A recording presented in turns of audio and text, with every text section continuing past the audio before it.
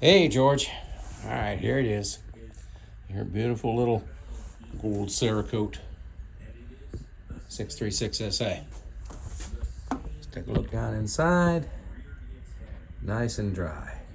Yes, sir. Looking good. All right, let's go ahead and fire it up.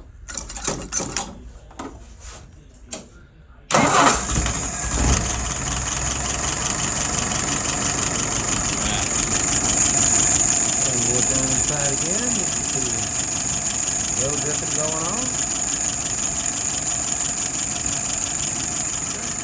Look at some numbers. Idle RPM. Up there, about 675. Looking good. Fuel pressure. Down around 2.5. Vacuum. 23. Looking good there. And there's my dwell at 42. Alrighty, pull her through a couple times.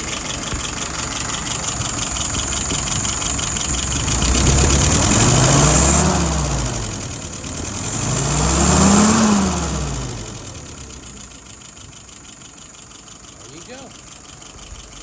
Alright, sir. She's good again. Thanks.